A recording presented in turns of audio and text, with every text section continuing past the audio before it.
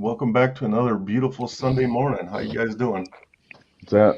Good. How are Hey, you? what's going on, Fleekster? What's going on? We're back at it, Nosebleeds Report, where we basically just talk sports and generate some funds for use for the kids so they can play sports. Heck yeah. Um, how's it going, Paulie? Yeah, good. Hey, can I open up the show with just want to have everybody recognize Memorial Day is for those who Yes, never sir. came home in uniform. They paid the ultimate sacrifice. It's for those folks. Yes, absolutely. We Um, wouldn't be where we're at Absolutely. today if it wasn't for them. Veterans Day, folks, is for folks that served, and Armed Forces Day is for those who currently serve. And Correct. Memorial Day is for those who never came home, paid the ultimate sacrifice. So I Yes, just sir. wanted to say, everybody, enjoy your Memorial Day weekend, and that's all. Yeah, excellent. Thank you for Absolutely. bringing that up. And Definitely. yesterday, myself and some of my VFW brothers and sisters, we went to the National Cemetery here in Murfreesboro, and we placed flags at headstones. And it was great because a lot of Boy Scouts were there. So I love seeing children going, the next generation learning. It's good stuff. Absolutely, they need to know our history. Definitely. Yes, 100%. Um, so basketball's about ready to wrap up. Looks like Draymond Green might get another ring, Possibly. possibly. Yeah, they're rolling. The They are only reason rolling. I'm pulling for there's a couple reasons why I'm pulling for Golden State. For one, myself and Paulie, we were stationed there for a long time, and Definitely. also Draymond Green is a big Spartan, so I followed his career all Oh the way yeah, that's through right. college. That's why I'm a huge fan. Plus, Right. anything Bay Area, brings back a lot of memories. So it's good stuff back there. I love that city, even though it's a cesspool now, unfortunately. Yeah, I can remember the Warriors back in our day, Fleekster, with Coach Nelson and Chris Mullins and all them guys. It was the Yeah. Warriors basketball is big in the Bay Area. Yeah. Yes. Yeah. And Well, I they, follow the Oakland A's quite a bit. Yep. So we're Paulie and I were stationed. We're on an aircraft carrier, but our home port was NAS Alameda, which stands for Naval Air Station Alameda. Alameda is a little island right off of Oakland, California, which right across the bay. We had a beautiful scenery every night of the city, San Francisco. It's absolutely phenomenal to look at. Yep, But I agree. awesome. the politics today that kind of ruined that city. But I digress. Hmm. I hate to get into politics in a sports show, but Well, you they've know, got the Eastern Conference isn't wrapped up quite yet, so we no still got a game 7 tonight, game right? 7 tonight will be Yeah. like game. There's nothing better than a game 7, man. These dudes are gonna put their hearts and souls out there on the hardwood, and it's great watching them fight for this for Got a my chance Celtics to. shirt on. There you I go. went to game 5 in like 2017 against the Washington Wizards, Oh, nice. where I got the shirt from. Yeah, so Yes. I'd like to see him pull it out. Yeah. Either way, I think it's going to be a good finals. Yeah. Either way. Yeah. Yeah. It's got the Splash Brothers. They'll be dropping dimes on these guys. Yeah, So that's back in the day. So Paulie's from Chicago. I'm from Detroit. So there was a huge rivalry back in the day. Hmm. Isaiah Thomas, Michael Jordan. Detroit had the Jordan rules. yeah, So that's a good back then, 30-30. it was a different game back then. They worked the paint. They came out bloody. Nobody Of Yep. cried about it. course. Today, they just sit back and drop behind the arch. And then you got guys like LeBron James who should just he should be a force in this. He is a force in the game, but he never would have made it back in them days. I don't No. think he Well, tries too different much.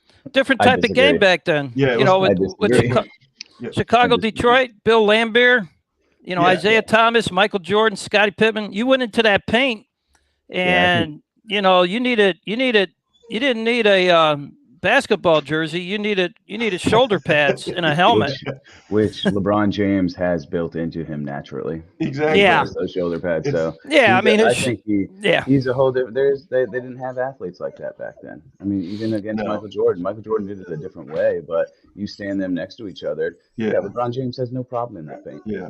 No problem. I mean, yeah, does he get knocked down? Sure, absolutely, but you're going to be hurting a lot more. The difference between LeBron James and Michael Jordan, LeBron James, they both have natural ability, obviously. They're both great at their sport. LeBron James was huge, like in stature, not just, you know what I'm saying? Like He's just an athlete. He He's a should freak dominate athlete. in the paint. But where Michael Jordan had to work for it. Every Michael day Jordan had to finesse his game. he was the first one in, the last one out, and he wasn't going to settle until he beat the Detroit Pistons. I think he was a much better basketball player for sure. Oh yeah, for sure. Well, and I agree, John. I think he's the GOAT. And when I listen to guys like Barkley and all them type of guys that played against them, and now they're analysts now, and then they watch LeBron James currently, they have a perspective that the average fan doesn't, because them guys that played with Michael or against him say he's the best ever play the game, period. Now, I believe that, I'm a Kobe fan, so Kobe's the GOAT in my opinion. I just like. Yeah, that's a good argument, but I still. Well, Kobe learned from Michael, though. Absolutely, and they had the same style of the first one in, last one out. So they were the same exact, and they were both basketball players, not just athletes. In our generation, definitely would lean towards Michael Jordan because we lived through it. We saw it firsthand, and it was awesome. Absolutely, and it was the first of its kind too. Yeah, definitely. Well, my question. Yeah, go ahead, Rich. No, I was just gonna say LeBron James won't play if he's hurt or if he's sick. You couldn't keep Michael Jordan off the court. There was no such thing as a flop back in the day either. He played through the flu. If he was hurt, like he had one of the best games ever, and he played with the flu. Or food poisoning. Yeah, I think he had food poisoning when they played the Utah Jazz. If you watch have you seen The Last Dance, the documentary about? Excellent. They talk about that he got pizza that night before, and they say he got food poisoning. Did you see Michael's reaction to what Isaiah Thomas said in The Last Dance? Yeah. That was that tells you everything right there. Michael read the iPad that was handed to him. It was an Isaiah Thomas statement, and Michael handed back the iPad to the guy that was interviewing him, and just looked at him and shook his head. But my question would be this, and I'll drop it after this. Michael Jordan made everybody better around him. Does LeBron James do that? Yeah. No. I mean, I can argue. I mean, look at the teams he took to the finals with Cleveland. Those guys were nobodies. Yeah. So, All right. Good point. It's an argument that you could do. You can argue to the day you die. But bottom line is they're both great basketball players, and we're lucky to see people at that level perform. So, no matter who you're a fan of, they're both. Yeah, I just wish that LeBron wasn't such a big baby. And keep your politics out of your sport, man. Well, John, you were more eloquent. You were more eloquent in discussing the Jordan James debate. I'm just gonna be right to the point. Jordan, dog goat. Yeah. Like I said, if we want to go right to the point, I'm Kobe. My guy's Kobe. Yep. Yeah, so we have I have a clip I want to show you guys, and we're going to talk about this clip after.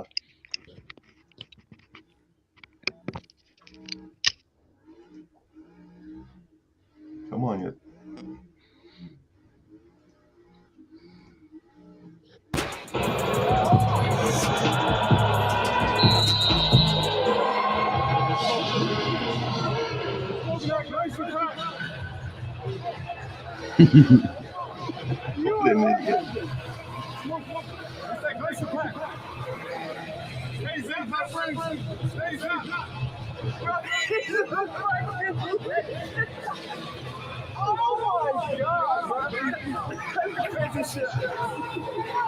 This man threw a touchdown. Came over a little bit and said we smoking that glacier.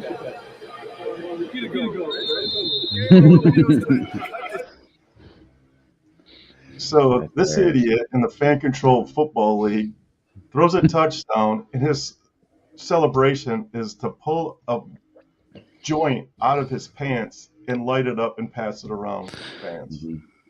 But Mhm. he It was an immediately got, absolute dime, though. It was a good pass. it It was was a a good good pass. pass. He immediately got let go from the team. As you would assume. Yeah. Well, all I got to say is that is why they are not in the NFL, and they I are would- playing arena football. I think Yeah. that is the exclamation point statement right there. I think you hit the nail on the head. It's a lot of little things like that. You know what I mean? That's exactly why they're not playing in the NFL. Stuff like You know, that. I coached semi-pro football, and there was so our semi-pro football. The players basically pay to play in the league, and there's players from college, high school level, ex-college players, all that stuff, and you know, it's not the most, and at least from my experience, it's not the most disciplined type of football. Uh, and I would have discussions with some of my players, and they would say, "Well, I could do this, I could do that, I did this, I could do that. Put me in, coach. Why am I sitting?" And blah blah blah. And sometimes we'd have blunt conversations with our players, and I say, "Well, the reason why you're playing here and maybe not at the next level is because what you just said to me, or arguing Yeah. with the coach, or Attitude. yeah, it's Wait for attitude. practice. Yeah. You got to have skills, but you got to have the attitude and the drive to want to put the work in. And you guys are playing out here in the stadium with about 10 people in the stands right now, and there's a reason for that. People don't realize how hard it actually is to be a player at that high level of a sport. It's not just about, oh, I just got millions of dollars, I can do whatever I want. Like there's rules that you have to follow, Yep. and they're very strict. And like it's not as easy as people think it is. So yeah, there's definitely a learning curve when it comes to becoming a professional athlete. Oh yeah, yep, sure People is. don't realize. So, but yeah, I agree with you, Paulie. I think you're totally right. I mean, you see little things like that, especially out of younger players that never pop up again. Stories where they screw up outside of being on the field, even, and that's it. And they're in the arena league, and they're in the, I even give credit to the new CFL, because those players are really putting on a show, man. Yeah, Seems like they're doing a good job. So, Yes. So the guys, and I mean, it's entertaining. It's what it is. But you lost your job, so see you later, buddy. well, and that's my thing. It's like, so if you don't lose your job there, like, what are you turning the sport into? And now at this point, Yeah. it's just entertainment now. Yeah. And then there's rules to that too, because you have look at the Savannah Bananas. They're putting on a show while playing baseball, but there's also rules to that. They're not just letting anybody come out there and play. Yeah, I highly doubt that the owner doing of the a really good Savannah job. Bananas is going to let one of his players spark a Absolutely joint up not. and pass it around to the. Or if they get in crowd. trouble off the field, I'm sure they get disciplined yeah. or take. Yeah. It's like now you guys are in the spotlight. It's a different. Yep. It's a different ballgame. Yep. Well, now you talk about ownership. How about the Commanders owner, Schneider? Allegedly was holding back money from the other owners. That's being investigated right now. If that is, in fact, true, that he was holding back money from the other owners, then he's out. He needs to go. The owners in the NFL need to get him out. Yeah, They that guy's will. been. Once it comes to money, they'll get them out. If it's true, it's alleged. It's allegedly reported right now that that's what he was doing. So we'll see how that pans out. That guy loves to keep his name in the headlines, though, man. He's been a black guy for the NFL for a long time. Yeah. Well, how would it be to be the coach of the Commanders, Coach Rivera? That coach just wants players on the field. He wants good players to coach. He wants to win games, and then you got potentially the senior leadership in the organization, doing allegedly doing stuff like that, I mean, it would just totally disestablish that whole organization. Break down and good order, discipline, whatever, all the above. So we'll see how that investigation comes out. Yes, sir. Yeah, it'd be interesting. I got before we sign off, I have one other clip I want to show you guys. College baseball is full steam ahead. Yeah. So we got.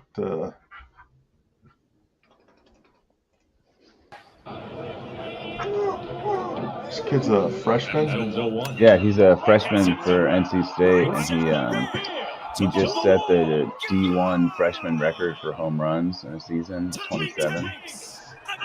Tommy White. Tanks. Yeah, they call him Tommy Tanks, but that's a great name. Yeah, it is. So, yeah, he hit 3 home runs like the day before in the round before this one. So they're playing Carolina today at 11 o'clock.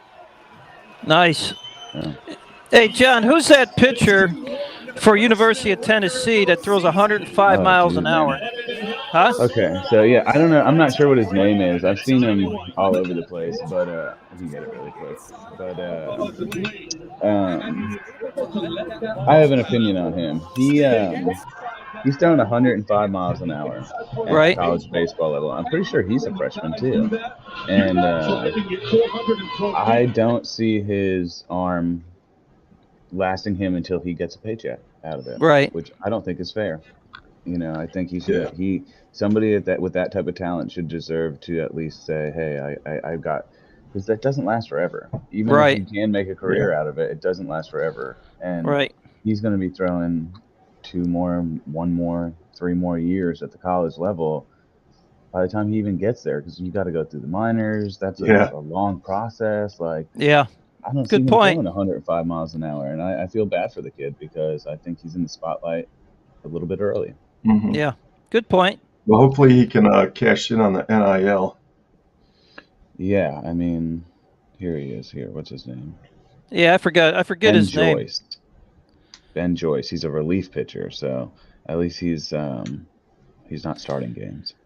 Yeah, no, he would. Hopefully, the coaches around him. I was just gonna say, hopefully the coaches are talking him off the ledge, man. Like, stop throwing 105. Well, and that's what I'm thinking. I'm like, he's got his exposure. He's done it at top level. Go for it this year, sure. Keep him out of the pen and keep a limit on him. But after this, if he decides to stay, I would put pitch limits on him and be like, you're only pitching 2 days a week. You're only, we're not doing this. We're not going to be because kids talk, and that will travel down the line, and people are not going to want to go to your university if they're burning your arms out. Exactly. That's true. That's a good point. And so how old is he? Does it say what year he's in? Like I said, so he's probably like 19 or 20 years old, and he's already throwing 105 miles an hour. That's not going to last for long. Absolutely not. This makes me think of a story. It's related to coaches and the well-being of their players. Rumor has it, when Larry Allen was in the NFL, I think his rookie year or something, and he had a hand injury or something like that, and he was on the bench, and his hand was basically wrapped up like a cast. And apparently, rumor has it that one of the coaches says, "Get back in there," and he's like, hey, I got a cast on my hand, but get out there, So I don't know. Maybe at some point, you're a piece of meat. I'm not sure. He's 21 years old. So he's young. He's 21? Yeah. Trying to see a senior? I don't know. I'm looking at it now. It doesn't. Right-handed pitcher class. He's a redshirt junior, so he has 2 more playable seasons after this year. Yeah, well, I heard he likes Chicago pizza and Chicago hot dogs. So the Windy City, we'll take them. That's for sure. We'll take them. Yeah, we can use them. We'll take them. For sure. He could get all the Italian beefs, hot dogs, and pizza he wants. I just made that up, by the way. Yeah. Well, I'm sure he would like anybody that would be willing to give him the paycheck. They'll be willing to give him. Yeah, exactly. But it's a long road to get to the MLB. So a lot of these kids, they'll get stuck in the minors for a lot of guys make careers out of the minors. They've been in there for 10, 12 years. Yeah. I mean, So he redshirted his sophomore year because he had surgery. I'm not sure what kind of surgery, but yes. Uh-oh. Surgery. He's already thrown 105. that was 2000. That was in 2001. So I would be shocked if it was surgery on his arm. Right. Yeah. well, let's find out. Because if you have surgery and you're still throwing 105 miles an hour on your arm, the guy's like the $6 million man. Yeah. Right. Yes. I just saw you drinking some coffee there, Paulie. I just want to let you know that I owe you a coffee cup because all the guys that are hosts on this show, my wife made them a nosebleed coffee cup. Oh. So yeah, there you go. Yeah, I got this old coffee cup from my Navy days. This is the carrier air wing that I was attached to when we did the shock and awe airstrikes in 2003 in northern Iraq. Anyways. Well, you need a nosebleed cup. Yes, when I you're do. on the show. Well, you know, Tommy, heck. I'll shoot you one out. Yeah, Well, it was Tommy John surgery too. It was. Oh, it was. Mm-hmm. How the heck you go through Tommy John surgery and throw the ball 105 miles an hour? Huh? It's mostly a rehab thing with Tommy Johns now. It's a quick surgery. They're really good at it. I mean, you got to think of how much practice they've had on it. So it used to be a career ender. Career ender, yeah, right. Mm-hmm. Come a long ways in that department. Yeah. But yeah, I Detroit Tiger. Last year we had a kid that threw a no-hitter, played for the Tigers. A month later he had Tommy John surgery, and now he's out for this entire year. But it sucks, man, because he literally had just threw a no-hitter.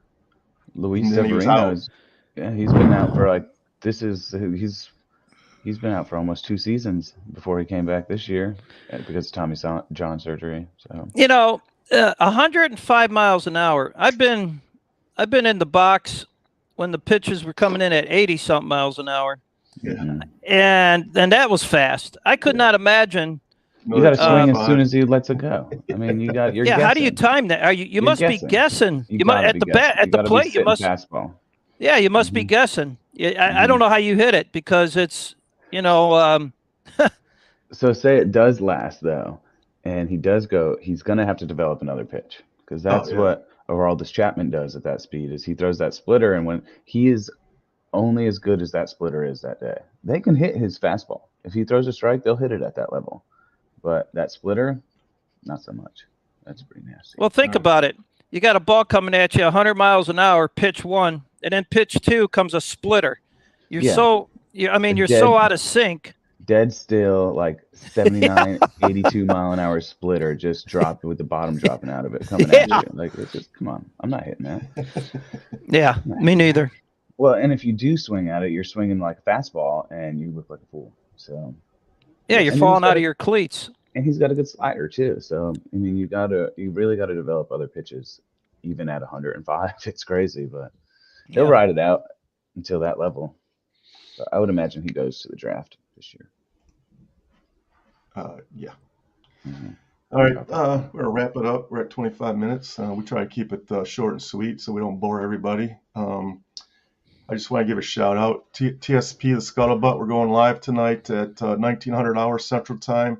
Tonight we're talking to a fellow that was in the United States Navy for 21 years, and then he also did 31 years as a Chicago homicide sergeant. So he's got some great stories. And if you missed last Sunday's episode, holy crap, probably one of our best episodes ever. We had a Top Gun pilot on, and he told some great stories. It was awesome, and he actually served with Paulie back in the day. So I appreciate you guys go out there and check it out. There's links down on the bottom that you can donate. Let's send some kids to some sports camps or let them buy them some cleats or something. It's what we're here for. And again, 100% of the donations go straight back into the community. We don't touch any of the money. See, and Briggs the same. Briggs is mad. Briggs is mad because my sister-in-law's here and they have a puppy downstairs, so all he wants to do is play. Uh-oh. So Yeah. my dog whining. That's why. Briggs All is a monster. Yeah, he's a knucklehead. All right, guys. I'll see you guys. Who wants to show up tonight? And we'll see you NBR back next Sunday at 0900. Take care, guys. Peace. Peace.